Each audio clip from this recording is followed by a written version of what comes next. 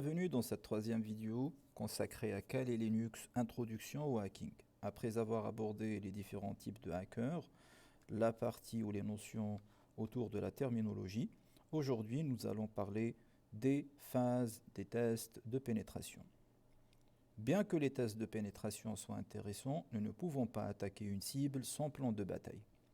La planification garantit que les tests de pénétration suivent un ordre séquentiel d'étapes pour atteindre le résultat souhaité, qui est bien sûr l'identification des vulnérabilités.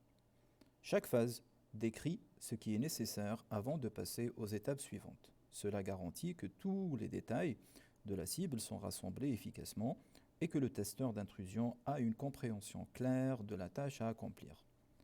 Voici les différentes phases des tests de pénétration. Première phase, pré-engagement.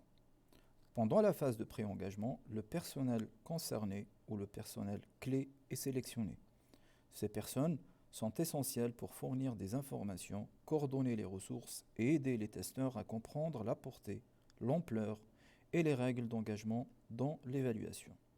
Cette phase couvre également les exigences légales, qui comprennent généralement un accord de non-divulgation, NDA, Non-Disclosure Agreement, et un accord de service de conseil, Consulting Service Agreement, noté CSA.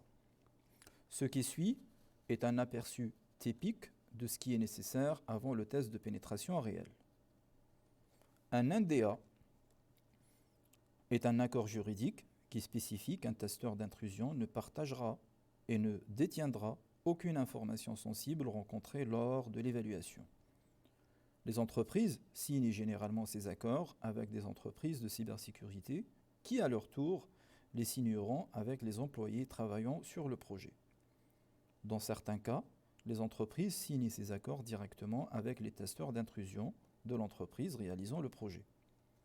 La portée d'un test d'intrusion définit les systèmes que les testeurs peuvent et ne peuvent pas pirater. Pour s'assurer que le testeur d'intrusion reste dans les limites légales, il doit obtenir l'autorisation légale par écrit du client ou de l'entreprise qui demande les services. Il est extrêmement important pour les testeurs de pénétration de porter une attention particulière à la portée d'un test de pénétration et à l'endroit où ils sont testés afin de toujours rester dans les contraintes légales ou les contraintes de test. Quelques exemples. On peut se poser la question, quelle est la taille ou la classe de notre réseau, que ce soit interne ou externe. Cela concerne les tests de pénétration du réseau. Quel est le but du test de pénétration, applicable à toute forme de test de pénétration? Combien de pages web ou combien de pages l'application web possède-t-elle? Test de pénétration d'application web. Ou combien d'entrées, par exemple, l'utilisateur ou de formulaires d'application web possède-t-elle? Ou l'application web possède-t-elle? Il ne s'agit pas bien sûr de listes exhaustives de questions préalables à l'engagement, et tous les engagements doivent faire l'objet d'une réflexion approfondie pour s'assurer qu'on peut poser toutes les questions importantes afin de ne pas sous-évaluer l'engagement. Maintenant que nous avons compris les étapes légales de l'imitation des tests d'intrusion, passons à la phase de collecte d'informations et à son importance. La phase 2. La plupart des types de tests d'intrusion implique une phase de collecte d'informations, qui est vitale pour garantir que les testeurs ont accès aux informations clés qui les aideront à mener leurs évaluations. Ce n'est pas le cas dans une approche, ce qu'on appellera boîte noire, que nous traiterons plus tard.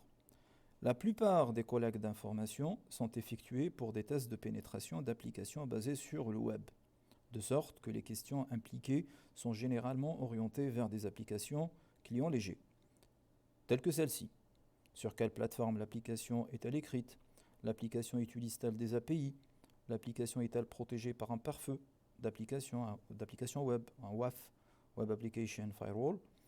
Comment l'application gère-t-elle l'authentification? L'application utilise-t-elle les informations d'identification Active Directory, par exemple, pour authentifier les utilisateurs?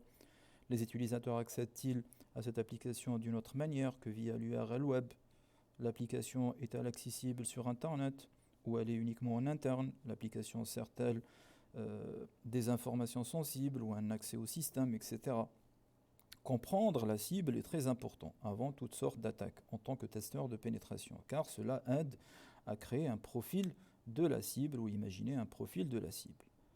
La récupération des identifiants ou comptes de connexion des utilisateurs à cette phase, par exemple, sera vitale pour les phases ultérieures de tests de pénétration, car cela nous aidera à accéder au système et au réseau vulnérables. Ensuite, nous aborderons l'ensemble de la modélisation des menaces. La modélisation des menaces est un processus utilisé pour aider les testeurs et les défenseurs à mieux comprendre les menaces qui ont inspiré l'évaluation ou les menaces auxquelles l'application ou le réseau est le plus exposé.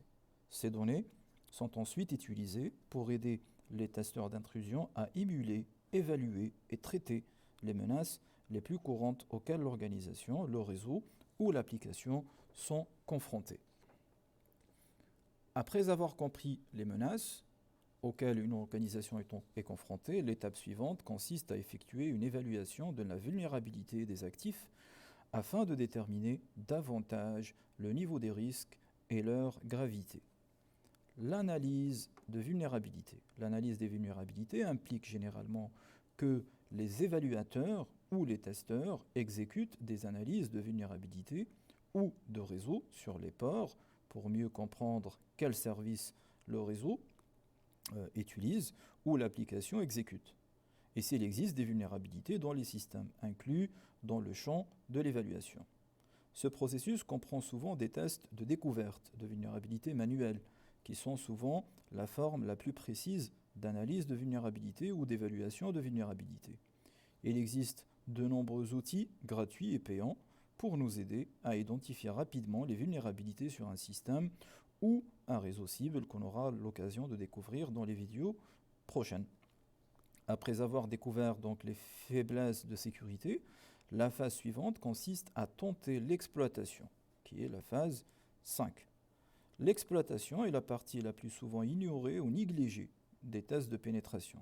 Et la réalité est que les clients et les dirigeants ne se soucient pas des vulnérabilités à moins qu'ils ne comprennent pourquoi elles sont importantes pour eux. L'exploitation est la munition ou la preuve qui aide à exploiter ou à expliquer pourquoi la menace est importante et illustre l'impact que la menace pourrait avoir sur l'organisation. De plus, sans exploitation, l'évaluation n'est pas réellement un test de pénétration et n'est rien d'autre qu'une évaluation de vulnérabilité que la plupart des entreprises peuvent mieux mener en interne sans faire appel à un consultant tiers. Pour faire simple, pendant la phase de collecte d'informations, un testeur d'intrusion profilera la cible et identifiera les vulnérabilités. Ensuite, en utilisant les informations sur les vulnérabilités, le testeur de pénétration fera ses recherches et créera des exploits spécifiques qui tireront parti des vulnérabilités de la cible. C'est ce qu'on appelle l'exploitation. Nous utiliserons des exploits, code malveillant en général, pour exploiter une vulnérabilité, qu'on peut appeler faiblesse, dans un système, ce qui nous permettra d'exécuter du code et des commandes arbitraires sur la cible. Souvent, après avoir exploité avec succès un système ou un réseau cible, nous pouvons penser que la tâche est terminée, mais elle n'est pas encore finie ou terminée. Il y a des tâches et des objectifs à accomplir après avoir pénétré le système. Il s'agit de la phase post-exploitation des tests intrusion, qui est la phase numéro 6.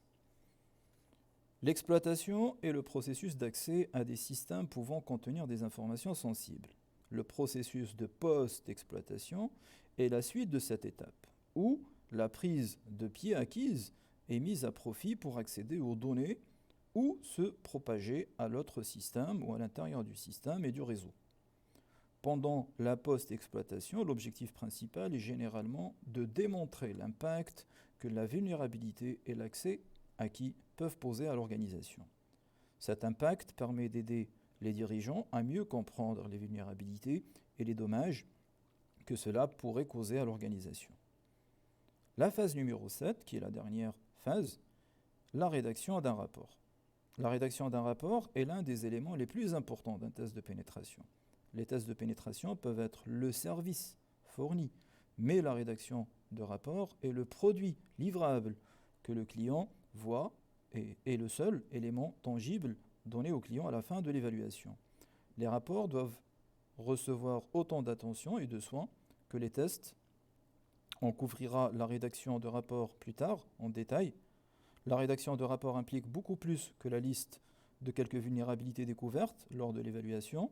C'est un moyen dans lequel on communique les risques, l'impact sur l'entreprise, on résume les résultats et on inclut les étapes de rémédiation. Un bon testeur de pénétration doit être un bon rédacteur de rapport, sinon le résultat qu'il trouve sera perdu et ne sera peut-être jamais compris par le client qui l'a engagé pour effectuer l'évaluation. Après avoir terminé cette vidéo, vous êtes maintenant en mesure de décrire chaque phase d'un test de pénétration. De plus, vous avez une meilleure idée des attentes des testeurs d'intrusion dans l'industrie.